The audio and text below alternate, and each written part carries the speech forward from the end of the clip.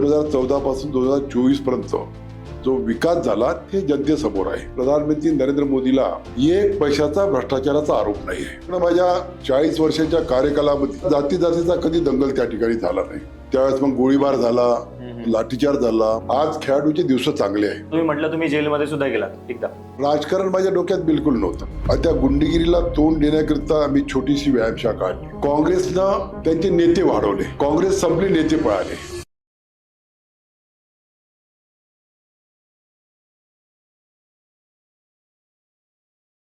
माझ्या देवळी गावानं दिल्लीपर्यंत मला पोहोचण्याचं काम केलं. आज मी लोकसभेमध्ये 10 वर्ष होतो. लोकसभेचा प्रवास असो किंवा विधान परिषद मी असताना विधान परिषदचा प्रवास असो, रात्री मी देवळीलाच जातो.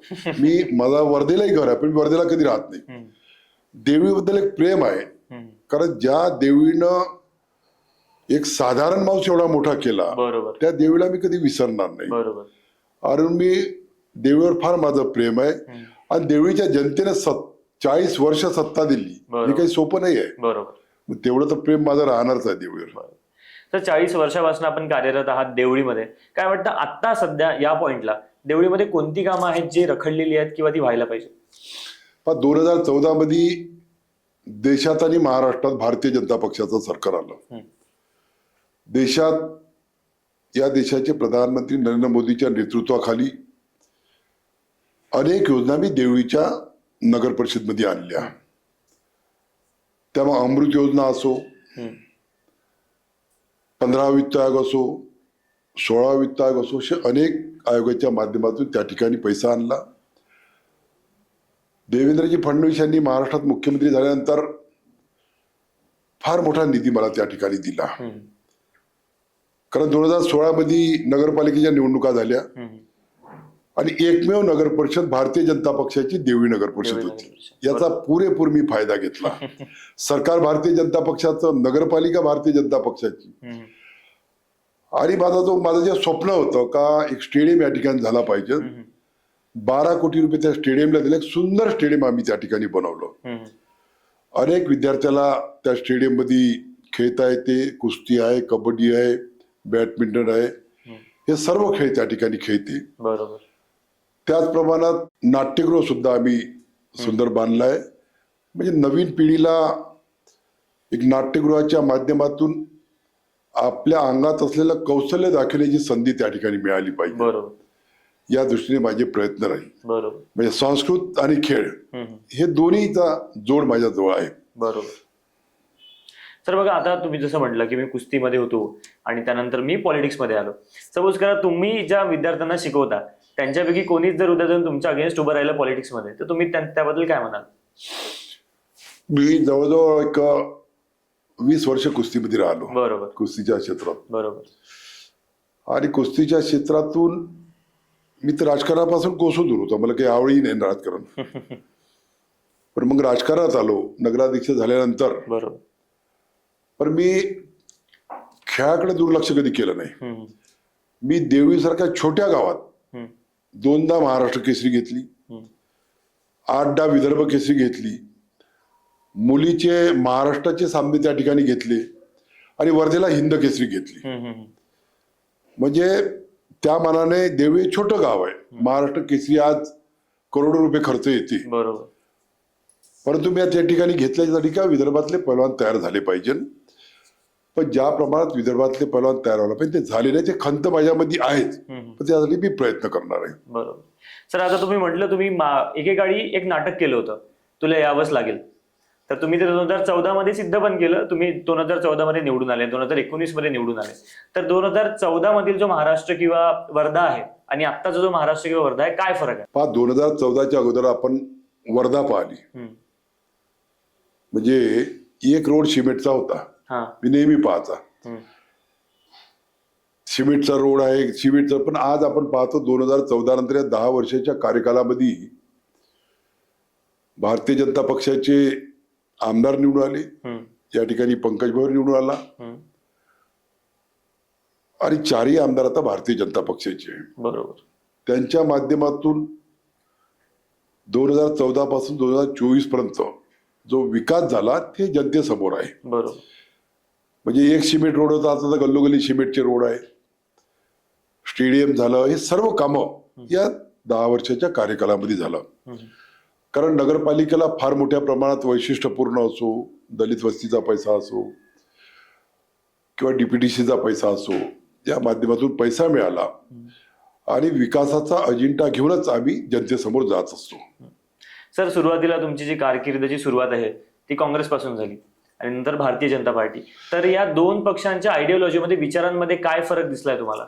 पहा, काँग्रेस एक तुम्हाला साधं उदाहरण सांगतो. हा, मी राष्ट्रवादी काँग्रेसमध्ये होतो बरोबर. 2009च्या अगोदर, आणि 2009 मध्ये भारतीय जनता पक्षात आलो. दोन्ही याचं मी पाहिलं. काँग्रेसनं त्यांचे नेते वाढवले, हा, नेते मोठे झाले, काँग्रेस संपली, नेते पळाले. भारतीय जनता पक्षानं संघटन वाढवलं.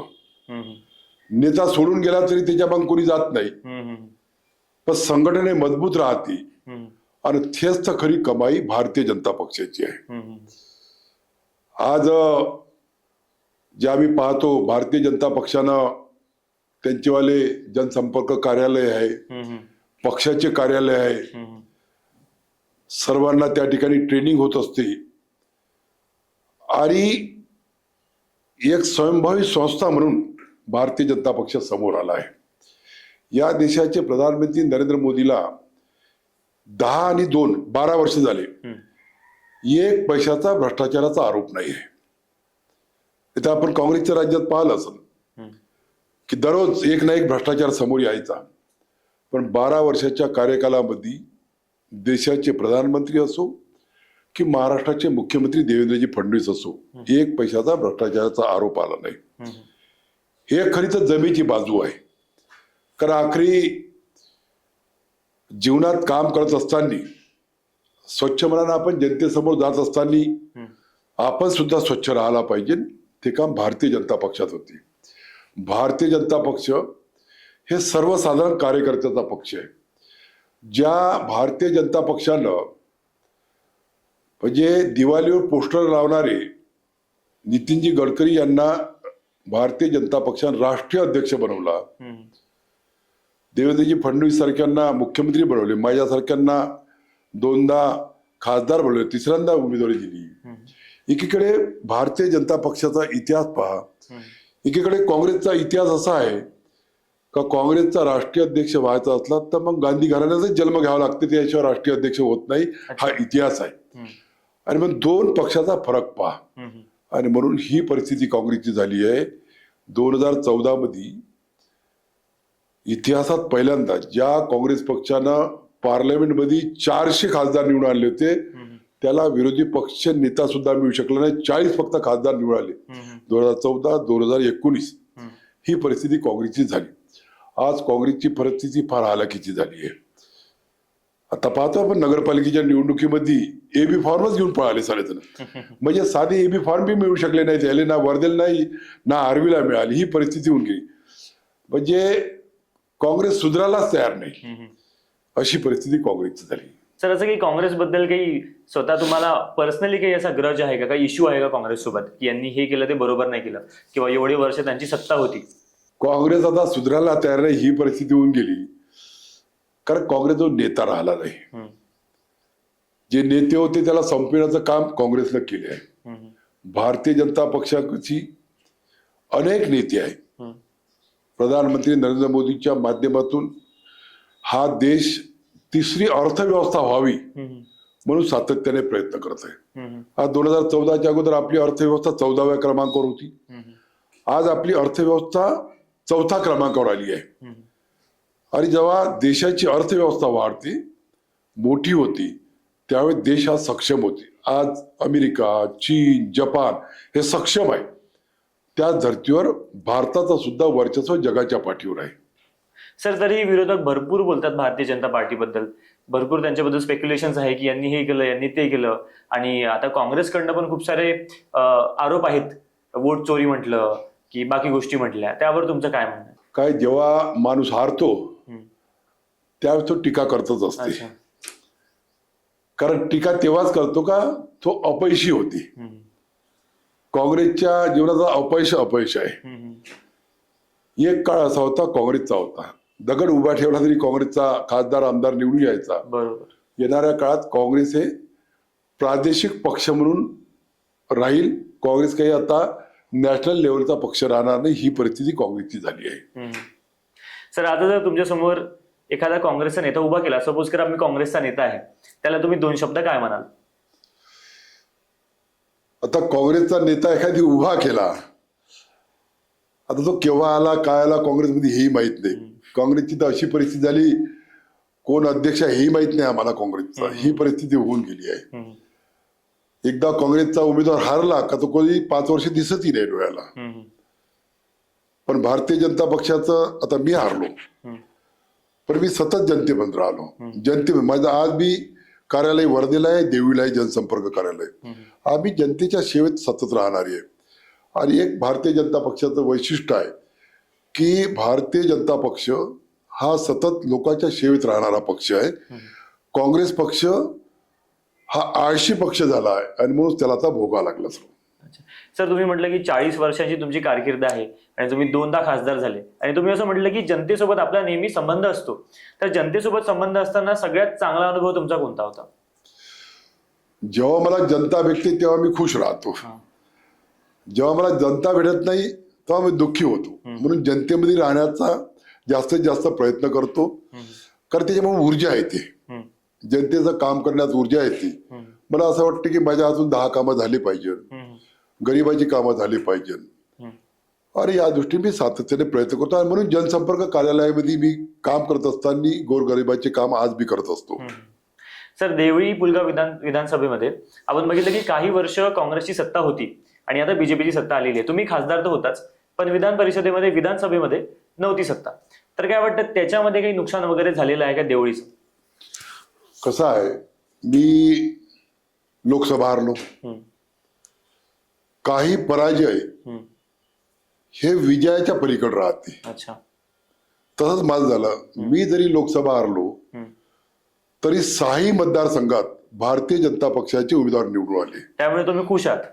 कारण लोकांना राग होता की आमचा खासदार पडला, जनतेला राग होता, त्यानंतर कार्यकर्त्याला खंत वाढत होती.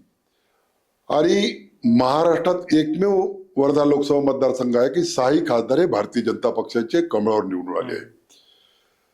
गेल्या कित्येक वर्षापासून देवळी पुलगाव मध्ये काँग्रेसची सत्ता होती. कधी कधी तर मलाही असं वाटायचं की राव घराण्यामध्ये 7-12च्या उताराचाच हा मतदारसंघ द्यायचा का, ही परिस्थिती होती. अच्छा.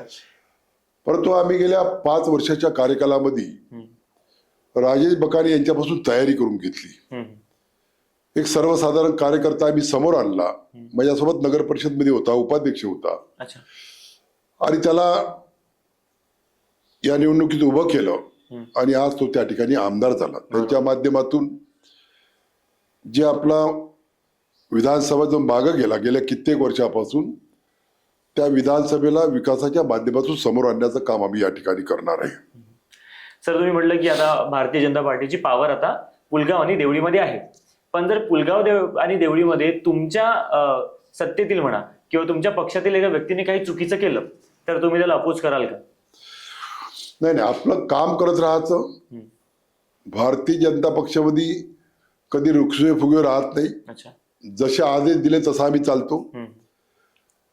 आणि भारतीय जनता पक्षाचा कार्यकर्ता हा पक्षाचाच काम करल. आणि खरं तर भारतीय जनता पक्ष हा सर्वसाधारण कार्यकर्त्यावर उभा झालेला पक्ष आहे, ज्यांनी जगाच्या पाठीवर सर्वात जास्त सदस्य नोंदणी केली जगाच्या पाठीवर, असा भारतीय जनता पक्ष आहे. कार्यकर्ता मनापासून काम करतो.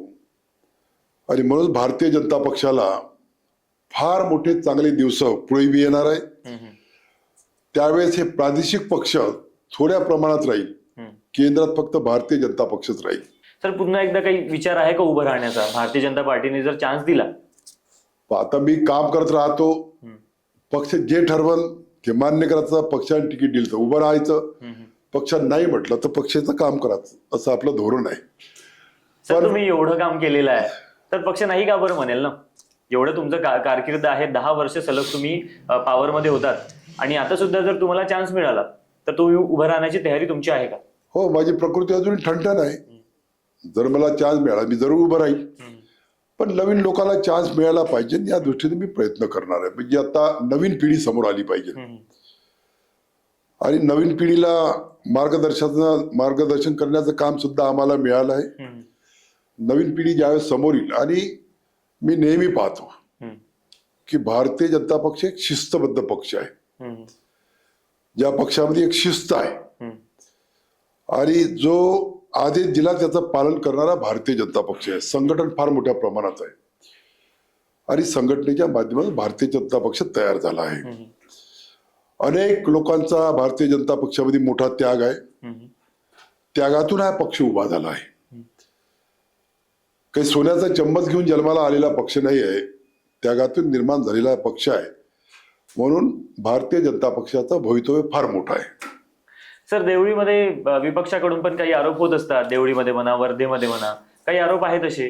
त्यांचं असं म्हणणं आहे की नाही बा, काम नाही झालेलं आहे बा, किंवा वर्धेमध्ये जेव्हा सत्ता आली तेव्हा काही कोणाला गुंडागर्दीची सत्ता आली बा, त्यावर तुमचं काय म्हणणं आहे? विरोधकाला विरोध करणं हे मानू शकतो आपण. पण त्यांचं जेव्हा सरकार होतं, मधात एक 2.5 वर्षात सरकार होतं, त्यांनी एक तरी काम केलं का? म्हणजे स्वतः काम करायचे नाही, दुसऱ्यावर टीका करायचं. आता टीका केल्याशिवाय दुसरं त्यांच्याजवळ राहिलंच नाही काही आणि म्हणून ते टीका करत राहील. पण आम्ही मात्र सातत्याने विकासाचा अजेंडा समोर नेत राहू, विकास करत राहू. म्हणजे तुमच्या म्हणण्याप्रमाणे काँग्रेसनी पूर्ण कारकिर्दीमध्ये, पूर्ण पॉवरमध्ये काहीच काम केलेलं नाहीये? नाही, काँग्रेस आता संपलीच आहे. काँग्रेस पुन्हा जिवंत होईल असं मला वाटत नाही. कारण काँग्रेस कधी सुधारायलाच तयार नाही. कसं आहे, एक उदाहरण देतो. का गावचा एक पाटील राहते, सो आपल्या दुसऱ्या मजल्यावर तिसऱ्या मजल्यावर जाऊन आपलं शेत पाहते. त्याच्याजवळ 100 एकर जमीन राहते. बरोबर. आणि तो नेहमी म्हणते का मी पाटीला 100 एकराचा जमीनदार आहे. पण त्याला 5-6 मुलं राहते. तो अल्पभूरा केव्हा होते ते त्यालाच माहीत राहत नाही. अशी परिस्थिती काँग्रेसची झाली आहे. म्हणजे काँग्रेस त्याच थोड्यात आहे का आम्ही देशावर एवढे वर्ष राज्य केलं, आम्ही असं केलं. पण आता एक दुसरं उदाहरण देतो. या देशाला स्वातंत्र्य मिळाल्यानंतर गांधीजीनं का म्हटलं होतं की काँग्रेस आता विसर्जित करा. पण मात्र त्यावेळेस विसर्जित केलं नाही. काँग्रेस हुशार होती. पण खरं तर वर्धा जिल्ह्यानं काँग्रेसला विसर्जित केलं. आज ज्या काँग्रेसचे 4-4 आमदार खासदार राहायचे, आज एकही आमदार नाही, खासदार नाही, अशी परिस्थिती काँग्रेसची झाली. म्हणजे काँग्रेस मुक्त वर्धा जिल्हा झाला, ही परिस्थिती काँग्रेसची झाली. वाटतं पूर्ण भारतभराचं होऊ शकते का? काँग्रेस मुक्त तुम्ही वर्धा म्हटला, त्यामुळे भारतात पण असं होऊ शकते का? जर अशीच त्याची वागणूक राहिली, अशीच त्यांची नेते राहिली तर काय आता काय परिस्थिती झाली? बिहारमध्ये 5 लोक निवडून आले. आता 1-2 ठिकाणी सत्ता आहे त्यांचीवाली, तेही पुढच्या काळात राहणार नाही, अशी परिस्थिती होणार नाही. कारण ते सुधारायलाच तयार नाही. सर, पण त्यांचं तर खूप जास्त आरोप आहेत की वोट चोरी वगैरे करतात, हे करतात, ते करतात. तर त्यांचं म्हणण्यामध्ये काही तथ्य असेल की नसेल बा? आता लोकसभेला मी हारलो, त्यावेळेस मशिना बरोबर होत्या. बरोबर. आणि विधानसभेला आम्ही जिंकलो, त्यावेळेस मशिना बरोबर नव्हत्या. म्हणजे सोयीनुसार बोलायचं त्यांनी, अशी परिस्थिती आहे त्यांचीवाली. जशी सोय असली तशी बोलायचं. त्याच्यात काही तथ्य नाहीये. आखरी निवडणूक अधिकारी जे राहते ते नियमाप्रमाणेच काम करते आणि त्या नियमाप्रमाणेच आपण चालत असतो. सर, 2024 मध्ये पराजय झाला आपला, नाही? पराजय झाल्यानंतर तुम्हाला कधी असं वाटलं का की आपण या गोष्टीमध्ये कमी पडलो, की आपण ही गोष्ट करायला पाहिजे होती तर मे बी आपण जिंकलो असतो? कसं आहे, 2024 मध्ये आम्हालाही असं वाटत होतं का आम्ही सहज निवडून येऊ. कार्यकर्त्याला असं वाटत होतं का आम्ही थोडं गफीलतीत राहिलो आम्ही. आणि ज्या प्रमाणात आमचा प्रचार व्हायला पाहिजे तो झाला नाही. आम्हाला असं वाटत होतं की आम्ही निवडून येऊ, कारण काम खूप झालं होतं. म्हणजे 10 वर्षात जे काम झालं ते काँग्रेसच्या 60 वर्षाच्या कार्यकालामध्ये झालं नाही, एवढा विकास झाला होता. आम्ही थोडं गफलतीत राहिलो. आणि मग आरक्षण जाणार आहे, आदिवासीच्या जमिनी जाणार आहे, हे आरक्षण बदलवणार आहे, म्हणजे निगेटिव्ह त्यांनी चालू केलं.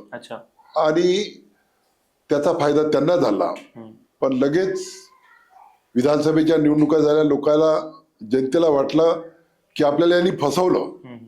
जनतेने पुन्हा भारतीय जनता पक्षाला भरघोस मताने निवडून दिलाय. सर 2024 मध्ये जो पराजय झाला त्याच्यानंतर का आपण बघू शकतो की तडस परिवारामधला कोणी दुसरा व्यक्ती खासदारकीसाठी किंवा आमदारकीसाठी पुढच्या टर्म मध्ये उभा राहील का? आता पहा, माझा फॅमिलीतलं तर कोणी असं आहे नाही. तर पुढे जे त्याच्या कोणती गोष्ट स्वतः सुद्धा त्या मार्गाने चालायला पाहिजे. बरोबर. माझ्या मुलालाही बी त्यांनी यावं राजकारणात, पण त्याला आवड नाही राजकारणाची.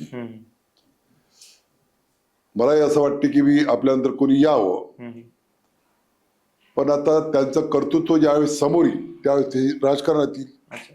कारण भारतीय जनता पक्षामध्ये कर्तृत्वावर समोर जाते. तेच काम आम्ही करणार आहे. त्यांचं कर्तृत्वाला समोर येईल, नाही तर आपल्या घरी बसल. म्हणजे तडस परिवाराची जी पूर्ण ताकद आहे ती रामदासजी तडसकडेच आहे सध्या. आज तर 40 वर्षाच्या राजकारणात एक मी सर्वसाधारण कार्यकर्ता, म्हणजे पेट्रोललाही पैसा नव्हता ही परिस्थिती माझी होती. अच्छा. आणि मला खूप काही भेटलं. भारतीय जनता पक्षाने खूप काही दिलं आहे.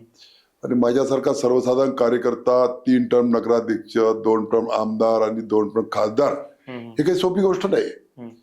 कारण आमच्या घरी काही राजकारण नव्हतं. मला खूप काही जीवनात मिळालं, मी सुखी आहे. म्हणजे राजकारणात मी समाधानी आहे असं मला वाटते. सर आता नगर परिषद निवडणुका आहेत आणि त्यामध्ये आपण बघितलं की तुमच्या पत्नी ह्या तिथे उभ्या आहेत, तर त्यांचा जो हा टर्म आहे, त्यांची जी लढत आहे त्यामध्ये तुमची काय भूमिका? शोभा तळच्या 2 टर्म नगराध्यक्ष राहिले आहे. आणि जनतेची अशी इच्छा आहे, कारण यावेळेस आम्ही काय केलं का 20 उमेदवारापैकी 17 उमेदवार हे नवीन दिले आणि नगराध्यक्षांनी 2 उमेदवार हे जुने दिले. नवीन आणि जुने याचा मेल राहावा, जुन्याचं मार्गदर्शन आणि नव्याची सुरुवात या दृष्टीने नगरपालिका आम्ही लढणार आहे. मला पूर्ण विश्वास आहे देवळीच्या जनतेवर. जसं 40 वर्ष सत्ता दिली, यावेळेस सुद्धा देईल. आखरी निकाल हा जनतेच्या हाती राहते. बरोबर. जनतेच्या मनात काय आहे हे निकालाच्या माध्यमातून आपल्याला मिळते. परंतु मला जनतेवर विश्वास आहे, कारण जे जनतेने 40 वर्षाच्या अगोदर जे प्रेम दिलं तेच प्रेम आज बी कायम आहे. सर तिकिटा मिळाल्यानंतर आपण बघितलं की वर्धेमध्ये थोडी भारतीय जनता पार्टीमध्ये नाराजी आहे नगर परिषद निवडणुका ज्या आहेत त्याच्यामध्ये. का झालं, यावेळेस स्थानिक स्वराज्य संस्थेच्या नगरपालिकेच्या निवडणुका 9 वर्षानंतर आल्या आणि सर्वेला काही उमेदवारी मिळाली नाही, पण थोडीशी नाराजी होतीच. पण काही लोकांची आम्ही नाराजी दूर केली. काही लोक आमची तिकडे उभे राहिले, काही लोक तिकडून इकडे आले. आखरी स्थानिक स्वराज्य संस्थेत कार्यकर्त्याला असं वाटतं की आम्ही एवढे दिवस काम केलं, आम्हाला मिळालं पाहिजे, पण सर्वेला काही मिळू शकत नाही. पण भारतीय जनता पक्षाचा कार्यकर्ता हा सातत्याने पाठीमागे राहते. जरी त्याला काही मिळालं नसेल तर काही कार्यकर्ते आमचे असे आहे का ते भारतीय जनता पक्षासोबत आज बी आहे. त्यांना विचारायला काहीच मिळालं नाही, ते आज बी आमच्या सोबत आहे. सर पण काय वाटतं, कधी कधी असं होतं ना, तिकीट नाही मिळाली तर आपण बंडखोरीवर येतो, तर वर्धेमध्ये किंवा देवळीमध्ये असं काही आहे? बंडखोरी क्षणिक राहते आणि क्षणिक काही जास्त दिवस टिकत नाही. तुम्ही आज त्याग केला तर त्यागाचा फायदा होते. बरोबर. 2009 मध्ये भारतीय जनता पक्षाकडून विधानसभा लढलो, मी पडलो, परंतु मी सारखं काम करत राहिलो. आणि 2014 मध्ये म्हणजे पक्षानं मी नाही म्हणत होतो, कारण मला आदरणीय मेघे साहेबाच्या मुलाच्या विरोधात लढण्याची माझी बिलकुल इच्छा नव्हती, कारण माझे गुरु होते. परंतु पक्षाने सांगितली की पक्ष मोठा का माणूस मोठा, पक्ष मोठा म्हणून लढलो, निवडून आलो. आणि सारखं मी कामात राहिलो. काम करणं हे आजच्या तुमच्या पिढीच्या माध्यमातून मला ऊर्जा मिळते. आणि याही वयात आज मी सातत्याने काम करत राहतो. मला असं वाटत नाही की माझं वय 73 वर्षाचं झालं, असं कधी वाटत नाही. ज्यावेळेस मी सकाळी व्यायाम करतो, मुलाला शिकवतो, तर असं वाटतं की मी त्या 18 वर्षाच्या ज्याच्यात आहे असं वाटते मला. पण ते ऊर्जा ह्या सर्व आपल्या सर्वांच्या प्रेमामुळे मला मिळाली. सर, ज्या प्रकारे तुम्ही म्हटलं की मला ऊर्जा मिळते, आम्हाला पण तुमच्याकडे पाहून ऊर्जा मिळते की आमचे जे पुढारी आहेत ते या प्रकारे काम कार्यरत आहेत. सर, देवळीबद्दल आपण नेहमी बोलतो, तुमची देवळी जी आहे लाडकीच आहे. तर मला सांगा, देवळीमध्ये आता काय काय गोष्टी घडत आहेत आणि आता काय झालं आहे तिथे देवळीमध्ये? 85च्या अगोदरची आपण देवळी पाहिली, त्यावेळेस मोतीबाबू कपूर ही त्या ठिकाणी नगराध्यक्ष होते आणि त्यावेळेस नगरपालिका फंड बी यायचा नाही, म्हणून एकही सिमेंटचा किंवा डांबर रोड नव्हता. त्यावेळेस गध्यानं मुरम टाकायचा आणि त्यावेळेस चालायचा, अशी परिस्थिती होती. 85 मध्ये मी निवडून आल्यानंतर मग केंद्र सरकार थोडा पैसा द्यायला लागला. असा येता येता देवीचा चेहरा मोहरा बदलला खरा 2014 मध्ये. 1985 मध्ये माझी जमीन होती MIDC मध्ये गेली. 85 मध्ये भूमिपूजन झालं होतं आणि 94 पर्यंत साधा एक कारखाना येत नव्हता तिथं. मी उपोषणाला बसलो होतो विधान परिषद मध्ये, का बा एक तर देवळीच्या MIDC मध्ये कारखाने आणा, रोजगार द्या किंवा आमच्या जमिनी वापस करा. मग त्यावेळेस देशातला दुसऱ्या नंबरचा पॉवर प्लॅन्ट त्या ठिकाणी आला, पॉवर ग्रीड आला आणि मग अनेक कारखाने त्या ठिकाणी यायला लागले. ते एक माझा सुवर्ण अक्षरात लिहिण्यासारखे खेळ.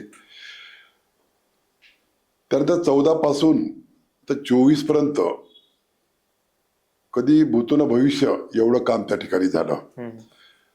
देवीचा चेहरा मोहरा बदलून टाकण्याचं काम केलं. म्हणजे 1985 मध्ये 12,000 लोकसंख्या होती, आता 32-35 हजार लोकसंख्या आहे. देवीगाव फार मोठ्या प्रमाणात मला शहरात रूपांतर झालं. तहसील मात्र पहिलेपासूनच तिथे, पण तहसीलचा दर्जा असून शहर नव्हतं. पण नंतर 14 पासून आणि 15-20 वर्षात चांगलं शहर झालं. एक आदर्श गाव बनाव या दृष्टीने प्रयत्न करत आहे. आता माझ्या जीवनात एक स्विमिंग टँक राहिला तिथं, एक मोठं गार्डन राहिला, बाकी 5 गार्डन आम्ही केले. एक गार्डन आता मोठ्या प्रमाणात होईल.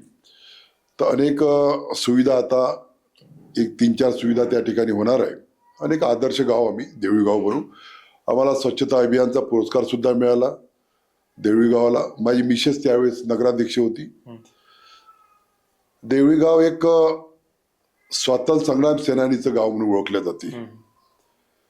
ज्या देवळी गावामध्ये अनेक स्वातंत्र्य संग्राम सेनानी होऊन गेले देशासाठी, या देशासाठी स्वातंत्र्य मिळवण्याकरिता एक इतिहास आहे.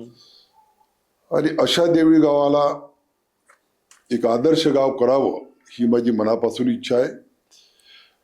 येणाऱ्या काळात आपण हे आदर्श गाव करू या दृष्टीने मी प्रयत्न करणार आहे. बरोबर. एक शेवटचं होतं की आपल्या महाराष्ट्राच्या वर्धेच्या आणि देवळीच्या जनतेला तुम्ही काय अपील कराल? देवळी आणि वर्धेला फार मोठा विकास झाला हे तर जनतेसमोर आहेत, पण नवीन युवकाला काम मिळावं म्हणून आमचे पालकमंत्री पंकज भोरे सातत्याने प्रयत्न करतात. एखादी मोठी इंडस्ट्री जायला पाहिजे इथं. देवळीमध्ये आता पॉवर प्लॅन्ट आला, जवळ एक 500-600 मुलं त्या ठिकाणी लागल. 2-2.5 हजार विद्यार्थी पहिले लागले. तर आमची शासनाला विनंती आहे की वर्धा जिल्हा हा महात्मा गांधी आणि विनोबा भावेचे कर्मभूमी आहे. या जिल्ह्यात एखादी मोठा इंडस्ट्री जर आली तर हजारो मुलाला या ठिकाणी कामाला लागल. त्या दृष्टीने आमचे पालकमंत्री पंकज भोरे प्रयत्न करत आहे आणि येणाऱ्या काळात आम्ही जरूर हे करू. आखरी हे सर्व करत असताना शासनाचा, जिल्ह्याचा आणि पाठपुराव्याचा विचार होतो. ते पाठपुरावा सातत्याने आम्ही करत आहे. चला, खूप खूप धन्यवाद सर. खूप चांगलं वाटलं तुमच्याशी बोलून आणि जवळजवळ 10 वर्षांची तुमची जी कारकीर्द होती त्याबद्दल पण आम्हाला भरपूर काही माहिती पडलं. असंच आणखी भेट होईल, असंच आणखी आपलं बोलणं सुद्धा होईल. त्यासाठी खूप खूप धन्यवाद. आणि संपूर्ण लक्षवेधकरांना मी सांगू इच्छितो की ही जी पॉडकास्ट स्ट्रीक आहे ही अशीच चालत राहील. तर तुम्ही आम्हाला नक्की बघा, फॉलो करा इंस्टाग्रामवर आणि युट्यूबवर सबस्क्राईब करा. आतापर्यंत केलं असेल तर खूप खूप अभिनंदन, नाही केलं तरी आरामात करा आणि बघत राहा डिजिटल युगातील आधुनिक व्यासपीठ म्हणजेच लक्षवेधक.